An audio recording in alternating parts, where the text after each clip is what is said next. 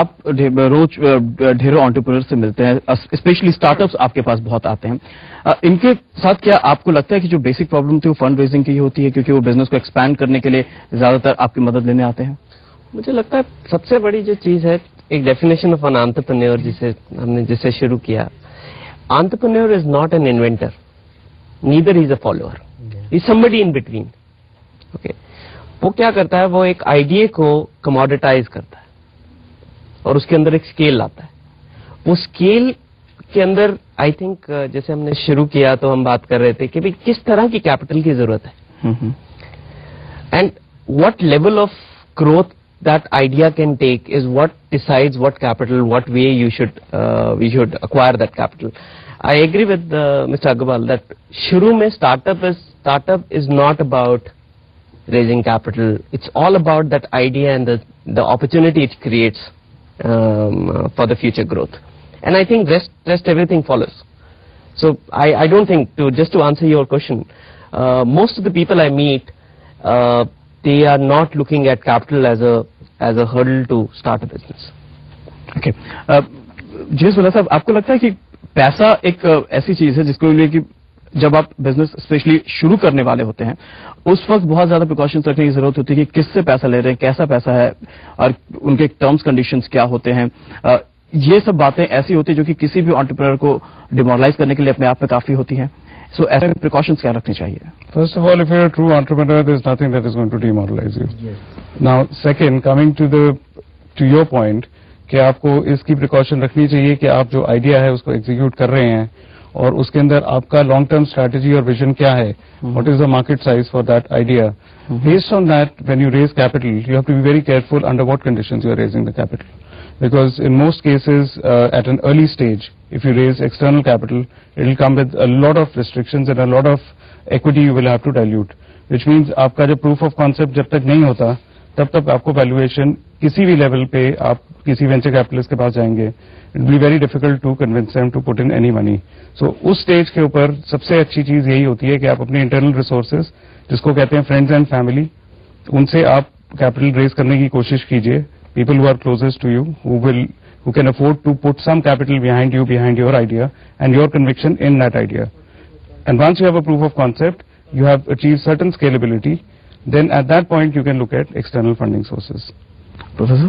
एक बार आपने एक फिल्म मिनिस्टर में काम किया थोड़ा सा फाइनेंसिंग में, तो I think it is either Subhash guys company और somebody told me very interesting idea how they, I asked, such a huge project, 40 crores, 50 crores, and you are a producer, how do you bring the money? He said rarely we bring more than 5%. I said what about the 95%? He used a language which is my language called business model. So when I get an idea of a film, say my name is Khan, that kind of a film, we have an idea and maybe one or two things like Kajal and Shah Rukh Khan I can show. For every business there is one or two things. So what they do, they keep slicing the project into small pieces and ek karke start selling it off even before the film is shot. For example, music rights. For example, sell through internet. For example, sell through multiplexes. For example, sell through airlines. Khali ek they don't sell, the main revenue stream. As a result, the project cost dropped from 45 crore to probably 10 crore. The rest is sold out. So only place left out probably the exhibitors, where from we can make money. Some upper limit should be kept open. The idea I'm trying to say, if you have आपके पास business model होगा that includes how do you are slicing each part.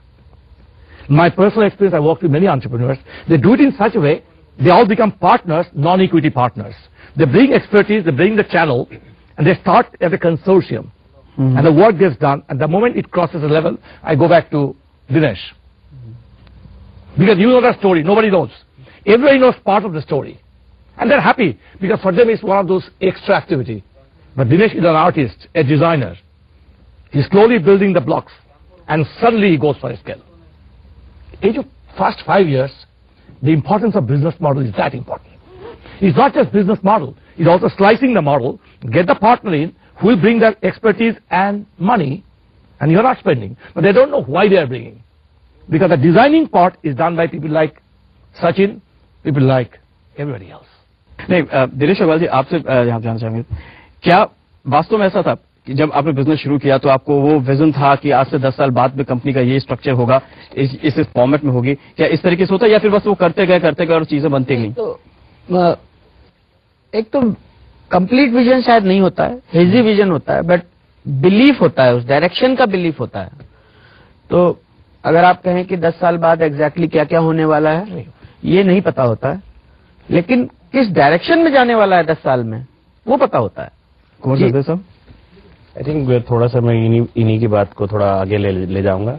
जब हम शुरू करते हैं वो hazy होता है, क्योंकि आप एक चीज कर रहे हैं और प्रोफेसर साहब ने बोला कि जो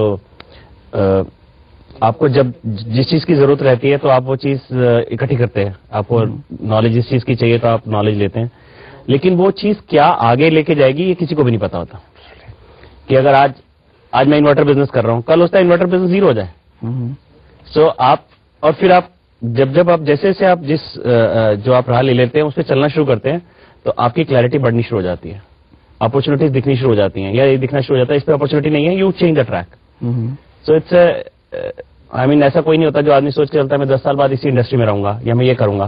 people keep changing and as you learn more तो आपका एक्सपीरियंस बढ़ जाता है, तो आपको बताता है अभी ट्रैक फास्ट चेंज करो या अभी स्लो ट्रैक चेंज करो। So according to the conditions you keep changing, but वही है डायरेक्शन कोई लेके चलते हैं और पहुंचते कहीं और है, या डायरेक्शन यही लेके चलते हैं और वहीं पहुंचते हैं। It all depends on the situations. जी बोला sir. I think I agree to a great deal with what they just said. Businesses, in definition, are always in an evolutionary phase, irrespective of where you started. Even like you rightly pointed out, a company like Google, which was the master of the universe a year ago, and now it's Facebook, and who knows what's coming next.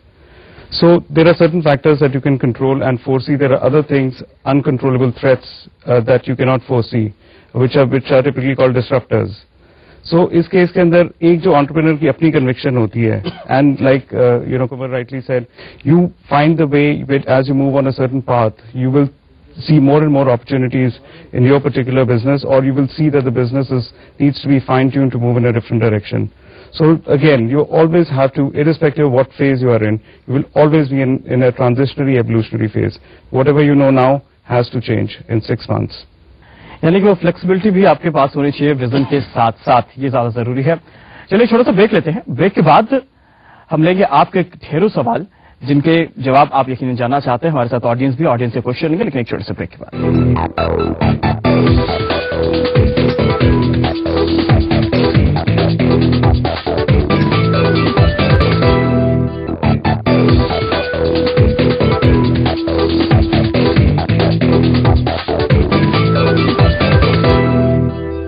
Break के बाद एक बार फिर आप सभी का स्वागत है चलो बिजनेस करें में। आज इस मेगा शो में हमारे साथ हमारे 4 टॉप एंटरप्रेन्योर्स और प्रोफेसर रंजन दास है, साथ साथ हमारे साथ है ऑडियंस। और अब हम सवाल लेंगे हमारे आपके ऑडियंस का, जिनके की कई सारे इस वक्त सवाल हैं हमारे तमाम एंटरप्रेन्योर्स से और साथ साथ प्रोफेसर रंजन दास से। How far is it good to follow ethics when you do business? I personally feel in the environment that the next generation is coming in terms of entrepreneurship, I think ethics will take you much farther than the traditional practices without getting into detail. So I genuinely feel that ethics and a very transparent way of doing business is tomorrow. Okay, and the next generation, particularly people like yourself, are born in a time when ideas will not be stolen the way you're saying, but you genuinely need to own that idea. So today when a Facebook happens or a Google entrepreneur comes back and says, I'm going to run this enterprise because it's going to be nimble and it's going to be really managed in a very, very transparent manner. 24,000 employees and you want to run it as a entrepreneurial venture. आप कोई भी अगर गलत step लेंगे तो कहीं ना कहीं आप पकड़े जाएंगे। एक आप झूठ बोलेंगे, उसको छुपाने के लिए 100 और बोलेंगे। तो आप जब भी एक गलत डायरेक्शन में जाएंगे तो आप हमेशा ही कहीं ना कहीं मार खाएंगे। जब भी आप बिजनेस एक एथिकली बिजनेस बनाएंगे आप हमेशा उसमें ज्यादा सक्सेसफुल होंगे और लॉन्ग टर्म बिजनेस होगा। लेकिन बड़ा सवाल यहाँ पर ये, क्या वास्तव में आज एथिक्स फॉलो होते हैं इस देश में? Next question please. Very good afternoon to all of you. Sir मेरा क्वेश्चन है कि जब आपने अपना वेंचर शुरू किया है तो किन किन मुश्किलों का आपने सामना किया और कैसे आपका सजेशन क्या होगा अगर मैं अपना न्यू वेंचर शुरू करना चाहता हूँ तो कौन कौन सी चीजें हैं जिन पे सबसे ज्यादा मुझे ध्यान रखना बहुत जरूरी है? किन किन चीजों का सबसे ज्यादा ध्यान रखें? ऑर्डर ऑफ इम्पोर्टेंस 3 चीजों में डिसाइड कर लें, शेयर होल्डर्स, कस्टमर्स, एम्प्लॉयज। हर आदमी का अपना अपना प्रायोरिटी ऑर्डर होता है, बट ये 3 चीजें सबसे ज्यादा इंपॉर्टेंट हैं, share holders, customers and employees. बाकी हर चीज आगे नहीं तो पीछे एड्रेस हो जाएगी, बट आपके कस्टमर्स और आपके एम्प्लॉयज ये 2 लोग हैं जो आपका जिंदगी भर साथ निभाएंगे, and obviously the share holders. तो कुछ लोग कहते हैं कस्टमर फर्स्ट, कुछ लोग कहते हैं employee first, share holder first शायद अब बहुत कम कंपनियां कहने लग गई हैं। सो या तो कस्टमर फर्स्ट या एम्प्लॉय फर्स्ट। तो कस्टमर और एम्प्लॉय से रिलेटेड आप जो भी स्ट्रैटेजी बनाएंगे वो आपको काफी दूर तक लेके जाएगी। It's the fact that you can't decide which is first because it's saying that the customer को happy करने के लिए your employees must be happy also, Yes. and vice versa. So the moment the balance is lost, दोनों ही खराब हो जाएगा। Share holder का पैसा सब मिल जाएगा, Yes. कस्टमर हैप्पी होगा तो and you are delivering day in and day out, वो पैसा तो आ ही जाएगा। नॉट टू वरी, फिक्र मत करना, बट कस्टमर और एम्प्लॉय दोनों को एक साथ में देखना ही अच्छा होगा। सर कोई ऐसी सिचुएशन जब आपके पास आइडिया था लेकिन आपके पास कोई सपोर्ट नहीं, तो उस सिचुएशन को आपने कैसे मैनेज किया, कैसे हैंडल किया? ऐसे बहुत बार होता है, अभी भी होता है, अभी भी बहुत सारे आइडियाज होते हैं, फिर हमें लगता है कि यार ये पॉसिबल नहीं है। तो कभी कभी ऐसा होता है कि आइडिया इतना इंपॉर्टेंट हो जाता है कि फिर रात को सोना मुश्किल हो जाता है। तो फिर ऐसे वाले आइडियाज के साथ तो फिर हम मतलब समहाउ यू मैनेज। अभी जैसे रोल मेरा चेंज होता जा रहा है, जैसे अभी रोल है जिसमें मुझे लोगों को कन्विंस करना होता है कि मेरा आइडिया है, कंपनी के अंदर मैनेजमेंट को कन्विंस करना होता है कि ये आइडिया चलेगा। पहले कुछ और था, पहले मुझे कन्विंस करना था तो शायद कस्टमर को कन्विंस करना था। जैसे जैसे चेंज होता है हमेशा ये प्रॉब्लम बढ़ती जाती है, आइडियाज बढ़ते जाते हैं और कन्विक्शन का भी जो प्रॉब्लम है बढ़ता जाता है। So every time you learn and then you know add on your knowledge in it, but it is always a challenging thing. If you want to start a business in 6 months, because of the government regulation and rules, it get delayed, the process get delayed. Seeing the market scenario, if you start the business 6 months, the idea what we have, which will be perfect for today's market, but due to like the government regulation, like it get delayed, and in between lots of the time people lose hope, and so how could we ignore it? जहाँ तक delay होने की बात है तो काम शुरू कर दें, कोई आफत नहीं आ जाएगी, फांसी नहीं हो जाएगी। थोड़े दिन बाद भी अगर आपको अप्रूवल्स मिल जाएंगी, हो सकता है कुछ पेनाल्टी लग जाए, वो झेल लीजिएगा।